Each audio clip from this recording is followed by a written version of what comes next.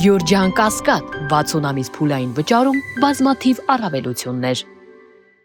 Տիկին Կարապետյան, ինձ հարց եք ղղել, փորձեմ անդրադառնալ դրան։ Սիրելի հայրենակիցներ, Տիկին Մարիա Կարապետյանի նուրբ հոգին ալեկոծվել էր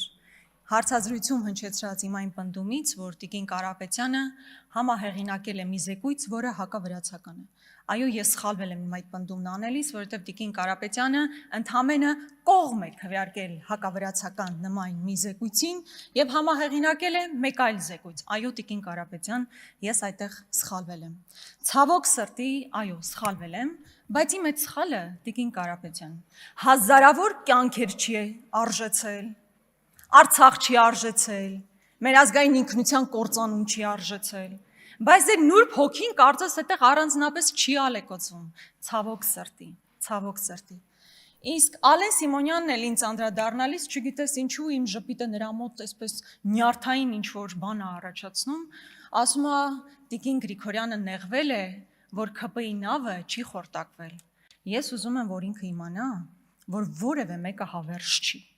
Ձեր նավը խորտակվելու է եւ ես ամեն բան անելու եմ, որ Արցախը կործանածների նավը խորտակվի։ Իմ փոքր մասնակցությունը կունենամ, փոքր մասնակցությունը կանեմ, մեծ մասնակցություն կարողանամ ունենալ, մեծ մասնակցությամբ հանդես կգամ, բայց այն որ Արցախը կործանածների նավը խորտակվելու է, որևէ վարքյան նույնիսկ կասկած չունենաք, բոլոր իշխանություններն էլ անցողիկ են։ Սիրելի հայրենակիցներ, քանի որ հիմնական թեման բյուջեն է, ես պետք է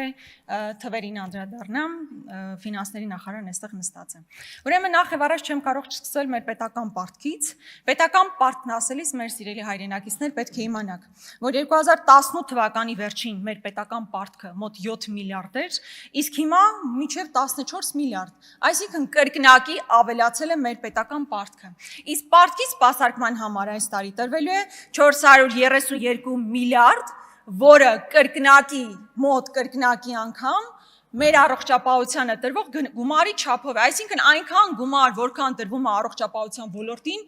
երկու այդքան տրվելու է ընդամենը մեր պարտքը սպասարկելու համար։ Այս այն է, ինչ դուք պետք է իմանաք։ Եվ ամենակարևոր հարցը լավ, այդքան գումարներ ներգրավել եք, ինչ է ստեղծվել, ինչ հավելյալ արժեք է ստեղծվել մեր երկրում, որ մեր թոռները կարողանան գնահատել այդ արժեքը։ Սովորաբար, երբ այս հարցադրումը հնչեցնում ենք, մարդիկ գալիս ու ասում են, բա գիտեք, դպրոցներ են կառուցել։ Շատ լավ է, որ դպրոցներ եք կառուցել, բայց դուք խոստացել եք 300 դպրոց կառուցել։ 300 դպրոցից ընդամենը 59 դպրոց է կառուցվել, ընդ որում 33-ն է միայն որ նոր դպրոց է։ Մնացած 26-ը ընդամենը վերակառուցվել է դպրոցը։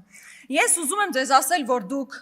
8 միլիարդ, գրեթե 8 միլիարդ պարտք ավելացնելով մեր ապագա սերունդների ուսերին մի ռազմավարական նշանակության օբյեկտ չեք կառուցել, ատոմակայան չեք կառուցել, ռազմավարական ստրատեգիական նշանակության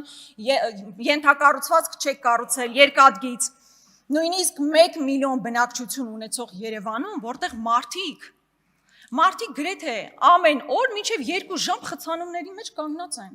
Այսօր, երբ որ քաղաքական մեծամասնությունը չկարողացավ գալ նիստի, ես վստահ եմ, որ մեծ մասը խցանման մեջ կանգնած եք, ինչպես որ ես։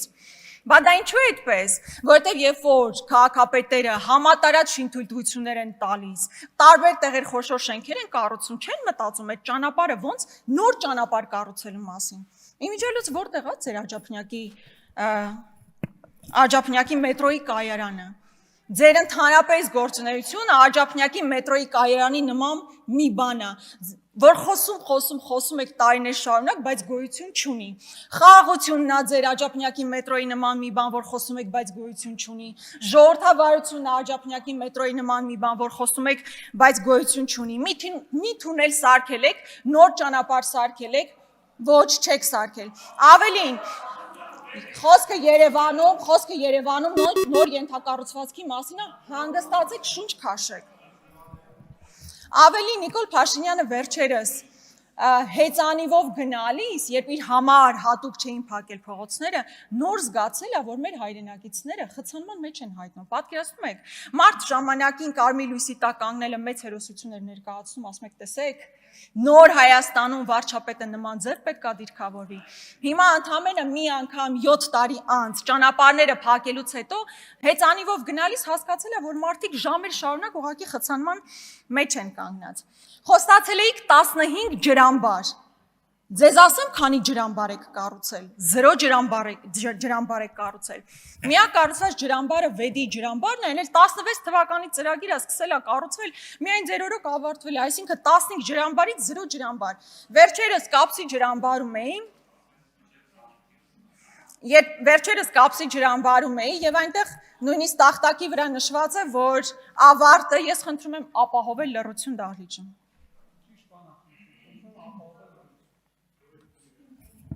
Վերջերս Կապսի ջրամբարում է եւ այնտեղ տախտակի վրա նշված է, որ ծրագրի ավարտը 26 թվականն է եւ ընդամենը 10%-ով էր իրականացված ծրագիրը, այսինքն այդ խոստումն էլ չի իրականացվել։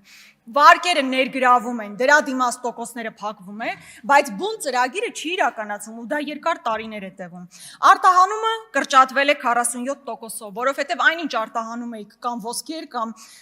թանկարժեք մետաղներ, որը հասկանում եք աշխարհակահաղական ինչպիսի իրողություններով էր պայմանավորված։ Երբ մենք ասում ենք 8 միլիարդ ներգրավել եք, ինչ եք ստեղծել, հենց դրա մասին ենք խոսում, որ այսօր այնպիսի պրոդուկտ չի ստեղծվել,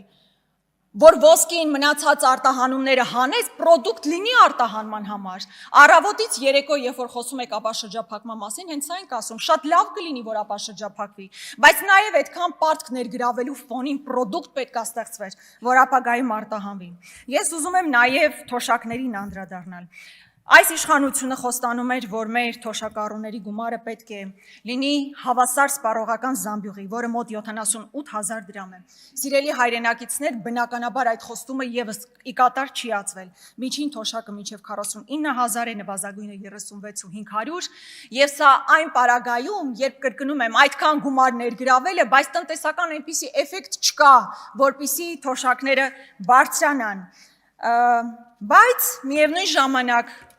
ԿՊԵ-ականների թոշակառու ծնողներն աննախադեպ հաջողություններ են հասել։ Հասարակ քաղաքացին, հասարակ մեր թոշակառուն այնքան թոշակ չի ստանում, որպեսզի սպառողական զամբյուղին համարժեք կարողանա ապրի, բայց ԿՊԵ-ականների որոշ թոշակառու ծնողներ աննախադեպ հաջողություններ են ունենում։ Սրա մասին բազմաթիվ անգամներ խոսել եմ, բայց հերթական առիթն է խոսելու։ Ինչպես օրինակ Տիգրան Ավինյանի մայրով $490,000 տուն է գնել։ Ինչպես Տիգրան Ավինյանի հայրով $200,000 Սևանում տուն է կառուցել։ Ինչպես գնել Սանոսյանի թոշակառու մայրը, ով $230,000 տուն է կառուցել։ Ինչպես Դիանա Գասպարյանի սկեսուրը, ով ոչ միայն տուն է գնել, այլ բազմաբնակարան շենքեր է կառուցել։ Ինչպես Դիանա Գասպարյանի սկեսրայրով գազալցակայան է կառուցել։ Եվ այսպես շարունակ, ես կարող եմ շատ երկար շարունակել, իմիջիայլոց առաջիկայում նման տարբեր ձեռքբերումների մասին ես կխոսեմ։ Իրականում օտարերկրյա կապիտալը փախնում է մեր երկրից։ Ներդրումների զուտ ներհոսքը նվազել է $155 միլիոն։ Իրականում ով պիտի գա մեր երկրում ներդրում անի, երբ օրը ցերեկով բիզնես են խլում։ Երբ հայտարարվում է, որ հարկատուն հերոս է, բայց այդ կարգախոսի ներքո կեղեքում են մեր հայրենակիցներին, հարկային տերոր է իրականացվում։ Եվ ձեզ համար հարկատուն ոչ թե հերոս է, այլ սովորական տուգանքի մատերիալ։ Իսկ եթե այդ հարկատուն մի հատ էլ ընդդիմադիր հայացքներ ա ունենում, առնվազն պոլին պետք է պարկացնել։ Հո բոլոր բիզնեսմենները չեն ձեր սրտի բիզնեսմեն Նարեկ Նալբանդյանի հնարավորություններն ունենում, ով նույնիսկ կալանքի տակ, չգիտեմ ինչ մասն Նարեկ Նալբանդյանը նույնիսկ կալանքի տակ գտնվող գույքն է կարողանում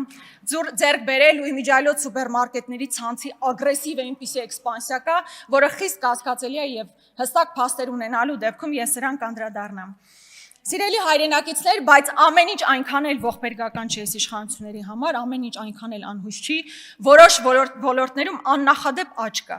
Օրինակ խաղադրույքների մասով 18 թվականին 422 միլիարդ խաղադրույք է իրականացվել, 24 թվականին 7.2 տրիլիոն, Եվ սա ակնհայտ աճ է, եւ որը խորախոսվում է նաեւ այս իշխանությունների կողմից։ Թմրանյութերի շրջանառություն, որտեղ ներգրավված են արդեն նույնիսկ էկոպարեկները, ինչպես պարոն Աղաջանյանը մի անգամ իր ելույթում ասաց, միջին վիճակագրական խնջույքը առանց թմրանյութերի չի անցնում։ Ես ճիշտ է նման միջին վիճակագրական խնջույքներին առանձնապես չեմ մասնակցել, բայց մարդը տեղյակ է հայտարարում է։ Եվ Տիկին Սարգսյանն էլ եւ մնացած իրավապահ մարմինների ներկայացուցիչներն էլ փոխանակ ընդդիմադիրներին կալանավորեն, պոլին պարկեցնեն, իրական հանցագործներով պետք է զբաղվեն։ Իմ ժամանակն ավարտվում է, բայց բնականաբար այս 7 տարիները եւ արդեն գրեթե 8 տարին հասնող այս տարիները ժողովրդի մեջ ամրագրվելու են որպես Արցախը կորսված տարիներ այս իշխանությունների վարած քաղաքականության արդյունքում, հոգևորականների նկատմամբ իրականացված բեսպրիդելի տարիներ, որտեղ երբ ընդդիմադիր համայնքապետ է ընտրվում կամ Շնորհակալություն Տիկին Գրիգորյան։